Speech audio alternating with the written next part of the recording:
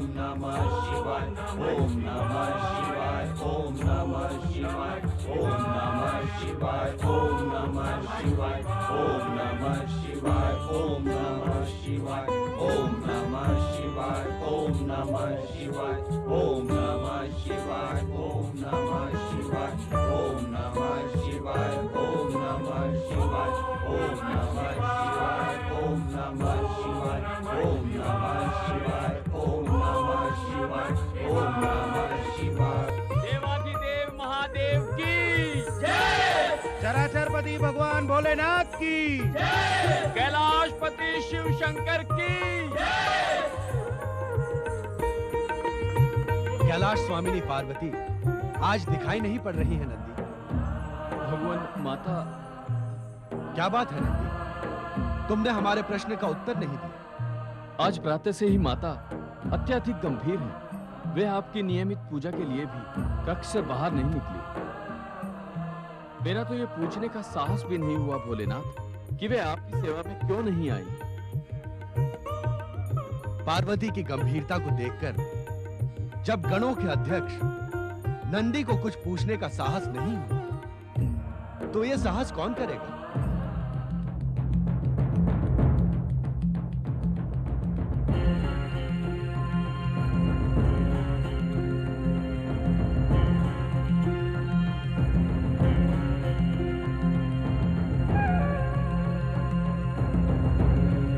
अर्थात शिव के गणों में इतना भी साहस नहीं कि वो अपनी स्वामिनी की गंभीरता का कारण जान सके।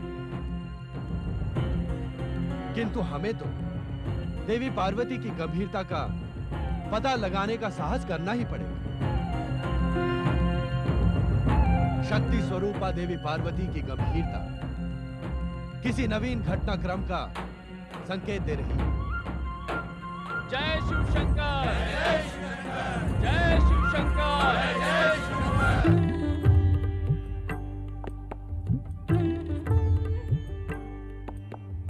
पार्वती, शक्ति स्वरूपा देवी पार्वती,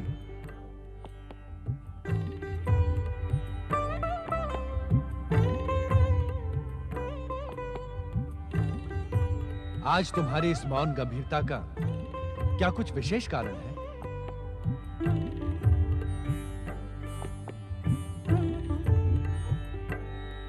हमें ज्ञात है देवी पार्वती, तुम यही सोच रही हो कि जब हमें कण कण का ज्ञान है तो तुम्हारे मन की बात हमें कैसे ज्ञात नहीं?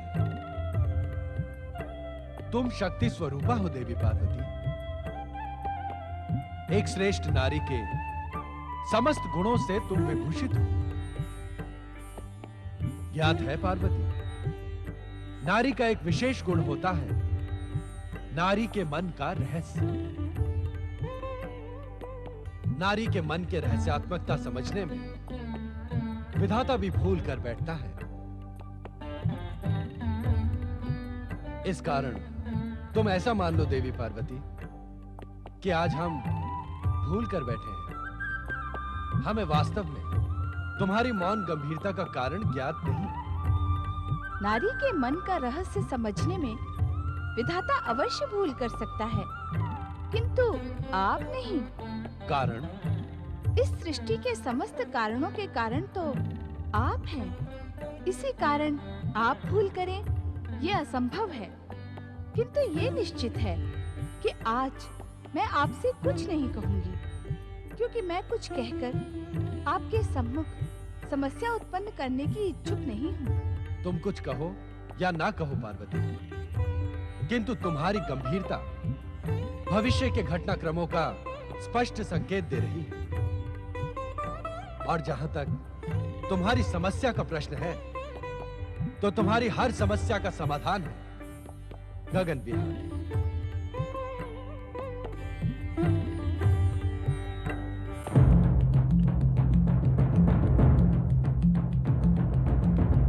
ऐसा हमने कई बार अनुभव किया है कि गगन विहार करते समय तुम्हारा मन आनंदित हो जाता है। चलो गगन विहार कर हम तुम्हारे मन का रहस्य ज्ञात करें। और तुम अपनी मौन गंभीरता से मुक्ति पाकर प्रसन्न हो। जैसी आपकी आज्ञा स्वामी।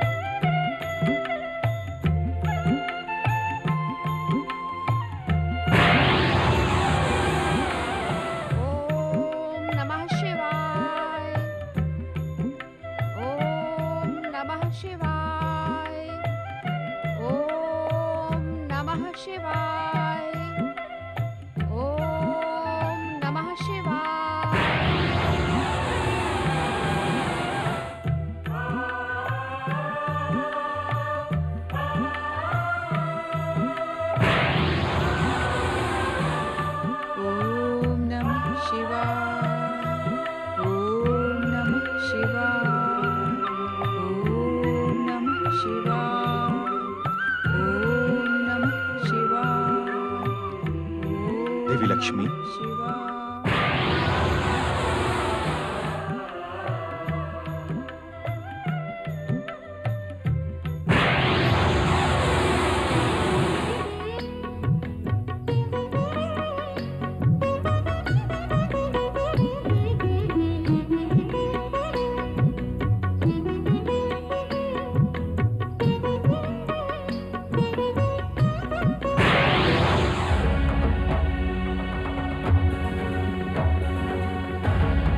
देवी पार्वती, हमने वो सभी कुछ देखा जो तुमने अभी अभी देखा। इच्छा ना होते हुए भी कह रहा हूं कि तुम्हारे नारी मन का रहस्य भी हमसे अज्ञात नहीं है। आपने क्या ज्ञात किया स्वामी? वो सभी विचार जो तुम्हारे मन को उद्विग्न कर मौन रहने पर विवश कर रहे हैं। कौन से विचार? शक्ति स्वरूपा देवी पार्वती, अब तुमने अपना मौन व्रत तोड़ दिया है। अब तुम्हें अपने मन का रहस्य अपने ही शब्दों में कहना पड़ेगा।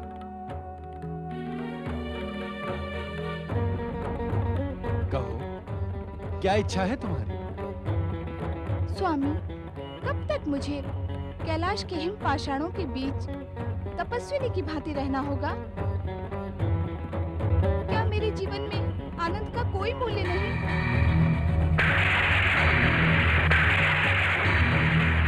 क्या मेरी कल्पनाएं कभी साकार नहीं होंगी?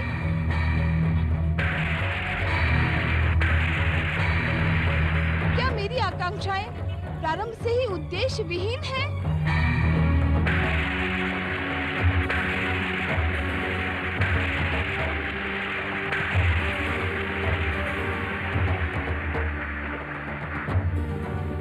उत्तर दे स्वामी, आपके भक्तगण आपको त्रिलोकी नाथ कहते हैं। आप तीनों लोकों के स्वामी हैं, विश्वनाथ हैं, किंतु आप एक तपस्वी की भांति जीवन जीकर मुझे भी ऐश्वर्य और सुख भोग से वंचित रखने के इच्छुक हैं।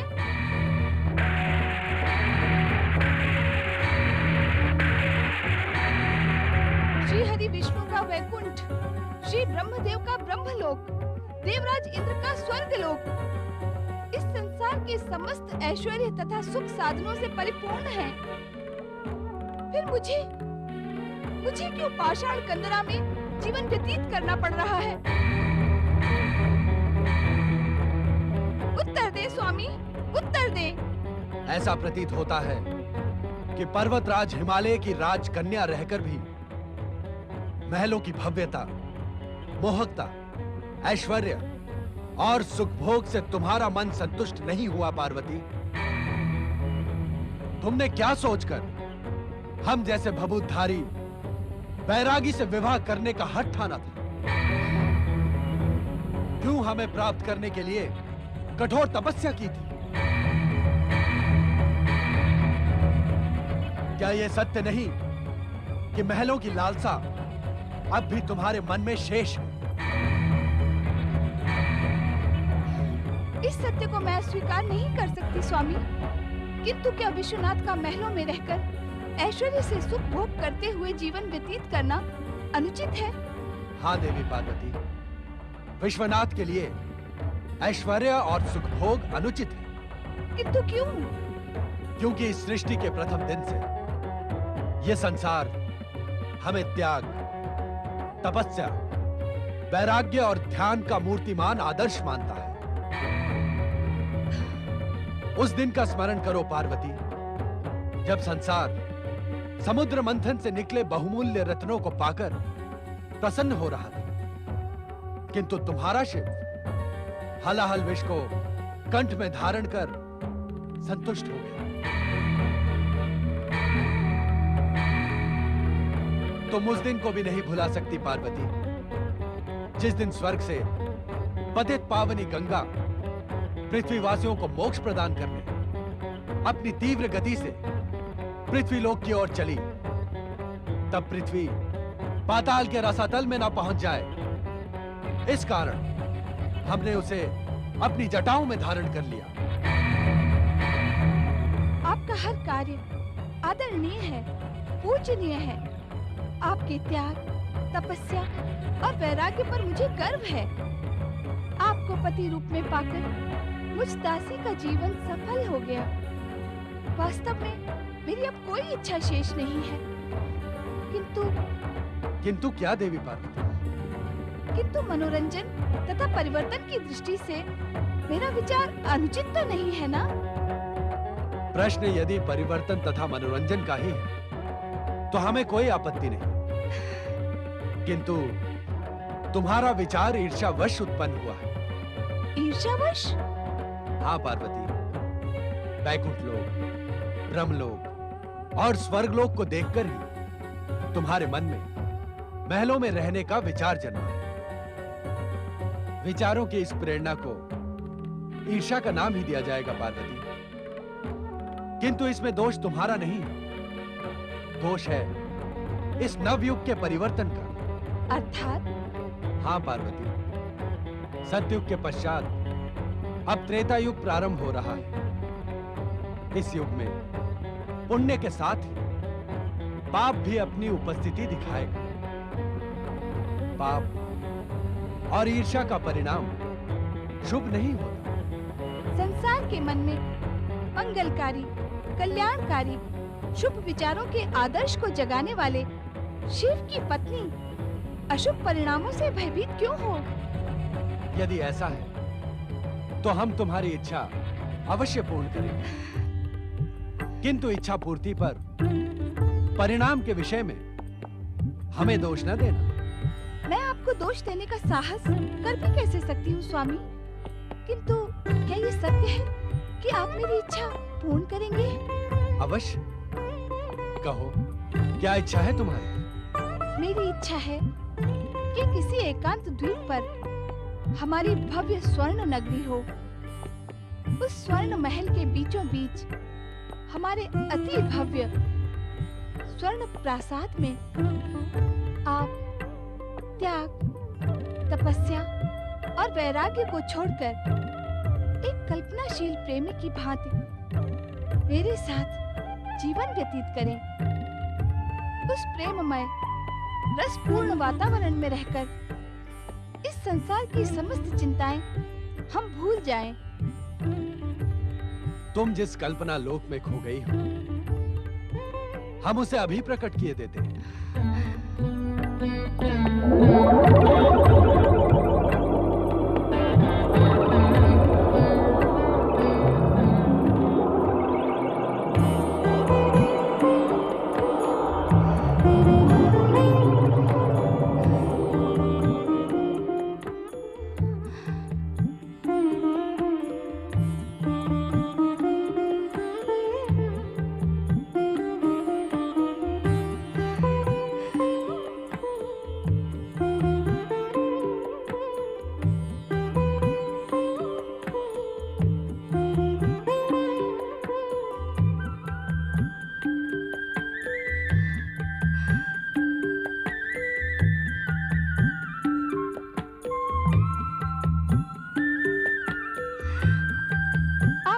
स्वामी, महान है आपका ये निर्माण।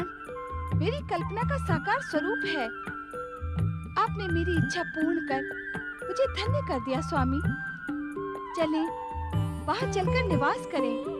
देवी पार्वती, जिस प्रकार शक्ति के बिना शिव शव है, उसी प्रकार शिवगणों के बिना शिव अपूर्ण है। उन्हें यहाँ बुला लेना ही उचित होगा। जैसी आपकी इच्छा स्वामी।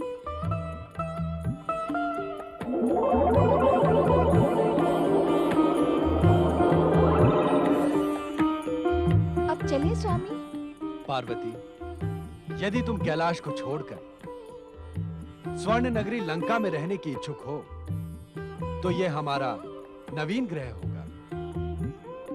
और नवीन ग्रह में प्रवेश से पूर्व उस स्थान पर किसी श्रेष्ठ ब्राह्मण द्वारा विधि पूर्वक गृह प्रवेश पूजन अनिवार्य है। इस समय श्रेष्ठ ब्राह्मण कहाँ से आएगा स्वामी? आप स्वयं यज्ञेश्वर हैं। ये सब भूल आप इस स्वर्ण नगरी में प्रवेश करें। अधीर न हो देवी। हमारे परम भक्त नारद हमारे वहां पहुंचने से पूर्व किसी उपयुक्त यज्ञकर्ता ब्राह्मण को वहां पहुंचा देंगे। नारायण नारायण। देवर्षि नारद, आप ये स्वर्ण नगरी लंका देख रहे हैं। आपकी माता पार्वती अब हमारे साथ वहां निवास करने को अधीर हो रही है। नारायण नारायण। आप शीघ्र ही महर्षि पुलत्स्य के पुत्र ऋषि विशर्वा को गृह प्रवेश पूजन हेतु आचार्य पद के लिए आमंत्रित करें। जो आज्ञा भोलेनाथ। नारद, ऋषि विश्रवा को लंका की स्वर्ण नगरी तक पहुंचाने में अपनी दिव्य शक्तियों का प्रयोग करो। आप निश्चिंत रहे माता, ऐसे कार्यों में नारद को विशेषता प्राप्त है। ओम नमः शिवाय।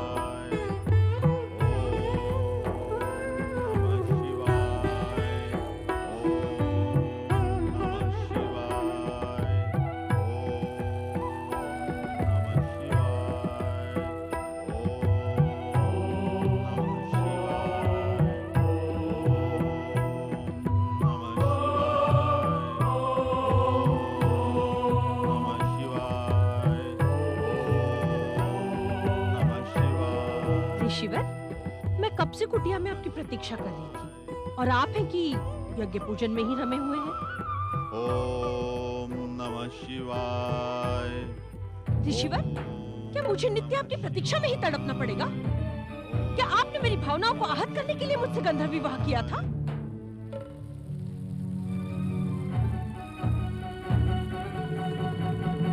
हमें नित्य नियमों का पालन करने से न रोको केकसी। हर कार्य का एक उपयुक्त समय होता है।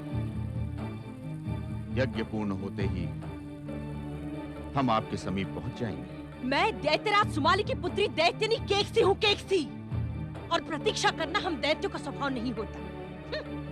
दैत्यराज सुमाली की पुत्री अब ऋषि विशर्वा की पत्नी है। उसे अपने स्वभाव में धैर्य लाना ही होगा। असंभव। हम दैत्य अपना मूल स्वभाव कदापि नहीं छोड़ सकते। आपने विवाह करते समय मुझे वचन दिया था ऋषिवर कि आप सदा मेरी इच्छा का सम्मान करेंगे। हम आज भी अपने वचन पर अटल हैं केकसी, किंतु शिव आराधना की मूल्य पर नहीं। अर्थात आप वचन भंग करने वाले पाखंडी हैं, पाखंडी। केकसी, नारायण नारायण सप्रेम नमः शिवाय ऋषिवर। नमः शिवाय। अहो भाग्य जो ब्रह्मा जी के मानस पुत्र देवर्षि नारद ने यहाँ पधारने की कृपा की। पधारे देवर्षि। संभवतः आपने मुझे पहचाना नहीं देवर्षि नारद। मैं ऋषि विश्रवा की पत्नी केकसी हूँ। नारायण नारायण। दैत्यराज सुमाली की पुत्री देवी केकसी को भला नारद पहचाने में भूल कैसे कर सकता है? तो क्या आप पहचान कर भी उपेक्षा कर रहे हैं? प्रश्न उपेक्षा का नहीं है देवी केकसी, प्रश्न शीघ्रता का है। शीघ्रता का? हाँ ऋषिवर, लंका द्वीप पर निर्मित अपनी स्वर्ण नगरी के प्रवेश पूजन के लिए भगवान भोलेनाथ और माता पार्वती आपकी प्रतीक्षा कर रहे हैं। आप शीघ्रता से वहां चले। शिव के गृह प्रवेश की पूजा मैं भी चलूंगी स्वामी। शिव शिव शिव शिव शिव शिव शिव शिव शिव। यज्ञ पूजा में इस दैत्यानी का क्या काम है भोलेनाथ? क्या कहा आपने? मैं जो जैसे घट रहा है उसे वैसे ही घटित होने दो नारद। आपने मेरे प्रश्न का उत्तर नहीं दिया देवर्षि। क्या कह रहे थे आप? मैं ये कह रहा था देवी केकसी कि भला ब्राह्मण पत्नी के वहां जाए बिना शुभ काम संपन्न कैसे हो सकता है? मैं ये कह रहा था। नहीं देवर्षि, केकसी हमारे साथ नहीं जाएगी। मैं अवश्य जाऊंगी ऋषिवर, अवश्य। मुझे आप ये बताएं, ये जो आप दिन रात शिव पूजन करते हैं, किस उद्देश्य से करते हैं? लोक मंगल के उद्देश्य से। और शिव अमंगल के इच्छुक हैं? अर्थात अभी अभी देवर्षि ने स्वयं कहा कि ब्राह्मण की पत्नी के ना जाने से यज्ञ पूर्ण नहीं होता। तो क्या आप शिव के अमंगल के इच्छुक हैं? अमंगल तो आपके वहां जाने से होगा। क्या कहा आपने? मैं ये कह रहा था देवी केकसी कि आप विलंब करना उचित नहीं, हमें शीघ्रता से वहां पहुंचना होगा। नारायण नारायण। जैसी आपकी इच्छा देवर्षि। चलो केकसी। कृपया एक निवेदन है, आप दोनों हमारी दिव्य शक्तियों के माध्यम से चले। ओम नमः शिवाय।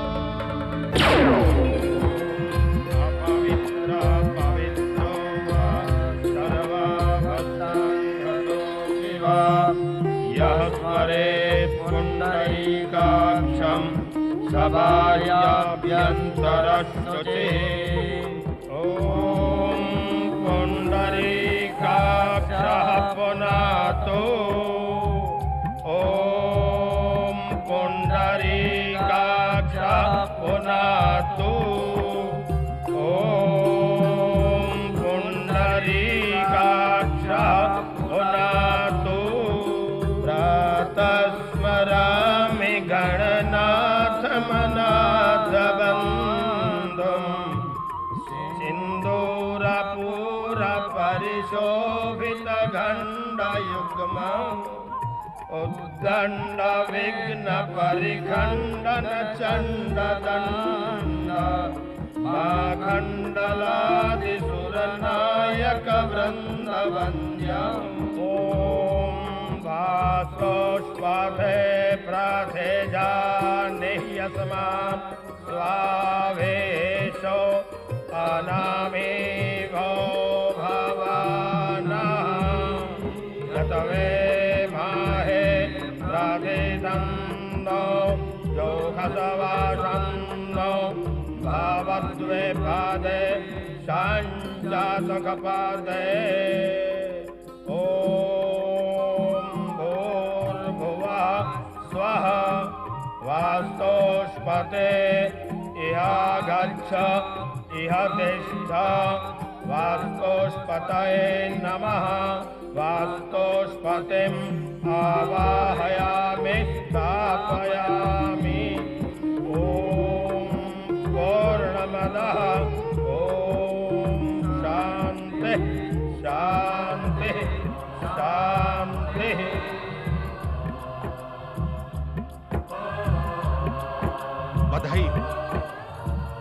बधाई हो महेश्वर, आपका गृह प्रवेश पूजन पूर्ण हुआ।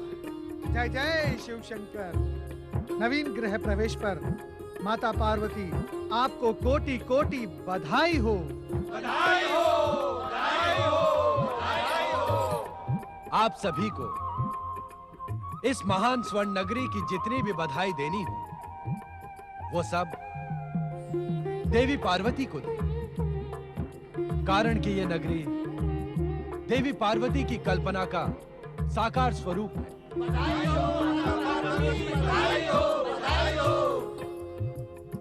देवाधिदेव, आपने अपने महान लंका नगर के गृह प्रवेश की पूजा अर्चना का अवसर देकर मुझे धन्य कर दिया। ये मंगलमय कार्य पूर्ण हुआ। अब हमें आज्ञा है। अभी यज्ञ कार्य पूर्ण कहाँ हुआ है ऋषिवर? मैं कुछ समझा नहीं। आचार्य यदि अपने कर्म कांड की दक्षिणा न ले तो क्या कोई मंगल कार्य पूर्ण होता है? आपने मुझे जो सम्मान प्रदान किया है भोलेनाथ, उससे अधिक दक्षिणा क्या हो सकती है?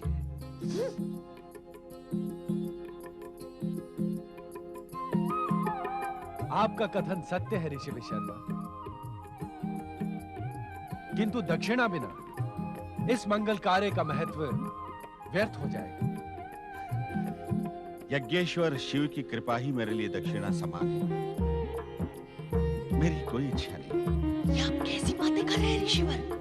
इससे अच्छा अवसर जीवन में कभी नहीं आएगा। तुम क्या कहने की इच्छुक हो? इच्छित वरदान को अस्वीकार ना करें ऋषिवर। दक्षिणा तो आपको स्वीकार करनी ही होगी ऋषिवर। दक्षिणा लिए बिना हम आपको यहाँ से विदा नहीं करेंगे। आप शांत रहिए। आपकी ओर से दक्षिणा मैं मांगती हूँ। भोलेनाथ, आप ऋषिवर की ओर से भगवान भोलेनाथ से दक्षिणा मांगेंगी? नारायण नारायण, दक्षिणा तो स्वयं आचार्य को ही मांगनी पड़ती है देवी। नारायण नारायण, ऋषिवर आप तो देवी केकसी से पूछकर आपकी इच्छित वस्तु भगवान भोलेनाथ को बता ही दे। भगवान भोलेनाथ अपने भक्तों को कभी निराश नहीं करते। यही स्वर्ण नगरी मांग ले ऋषिवर। ये मुझे अत्यधिक प्रिय है। केकसी, आप तो ऐसी भव्य नगरी मुझे दे नहीं सकते। जब मिल रही है तो संकोच क्यों कर रहे हैं?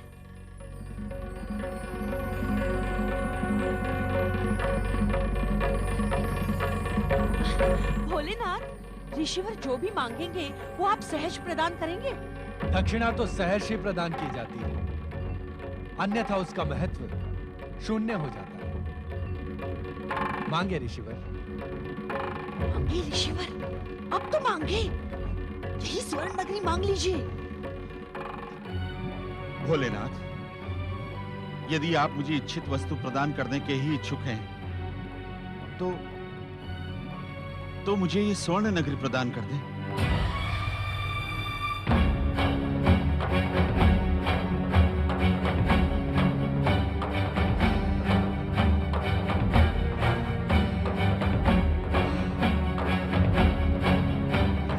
तथास्तु।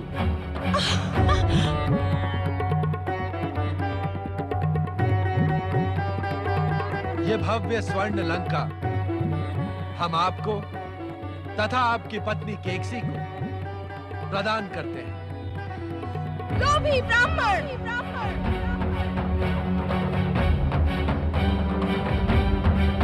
लोभी ब्राह्मण, तूने मेरी कल्पना, मेरे प्रेम, मेरे सपनों के साकार स्वरूप को अपनी पत्नी के कहने पर मुझसे छीनने का दुस्साहस किया है। जा, मैं तुझे श्राप देती हूँ। तू और तेरे पुत्र इस स्वर्ण नगरी का सुख भोग नहीं कर पाएंगे। सर्वनाश की काली छाया तुम पर सदा मंडराती रहेगी। तुम्हारे सामने ही तुम्हारे संपूर्ण वंश का विनाश इसी लंका नगरी में होगा।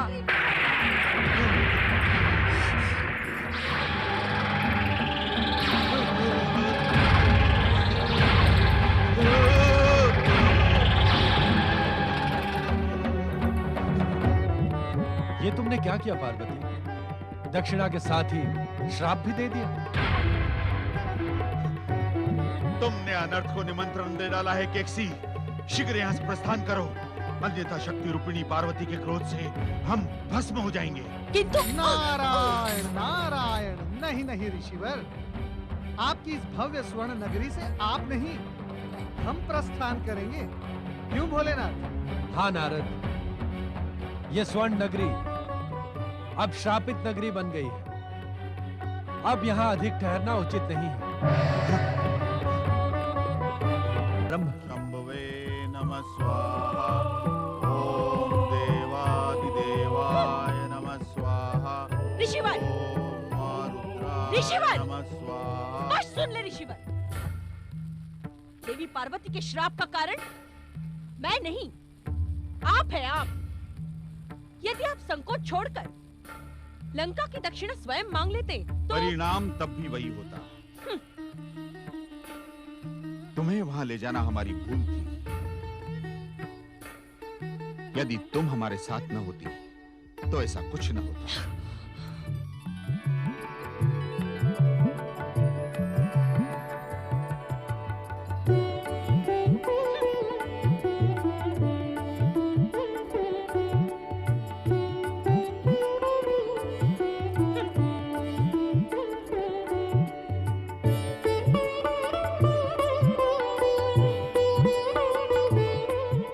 पुत्र कुबेर का पिता के चरणों में प्रणाम।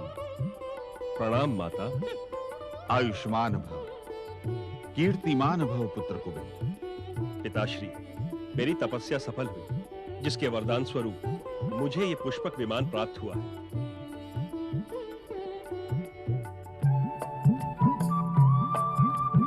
तुम्हारी तपस्या से हम अति प्रसन्न हुए। सदा सुखी रहो पुत्र। पिताश्री, ऋषियों की भविष्यवाणी के अनुसार मैं दक्षिण दिशा के एक समृद्ध द्वीप पर अपना राज्य स्थापित करूंगा। कहीं वो समृद्ध द्वीप स्वर्ण नगरी लंका तो नहीं है पुत्र? स्वर्ण नगरी लंका हमें दक्षिणा में प्राप्त हुई है। हमारे ज्येष्ठ पुत्र होने के कारण अब उस पर तुम्हारा अधिकार है।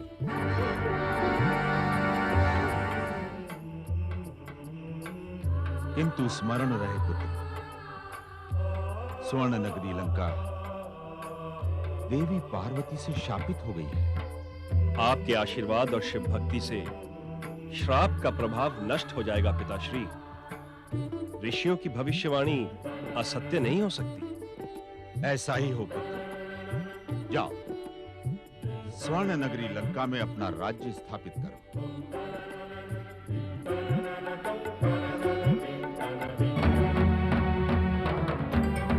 ऋषिवर, मेरी प्रेरणा पर आपने लंका नगरी दक्षिणा में प्राप्त की और अब आप मेरे पुत्रों का अधिकार छीनकर मेरी सात दुर्विड़ा के पुत्र कुबेर को उसे प्रदान कर रहे हैं और आपने मुझसे पूछा तक नहीं। ठीक है, मैं भी प्रण करती हूँ। कुबेर को लंका नगरी में शांति से नहीं रहने दूंगी। हाँ।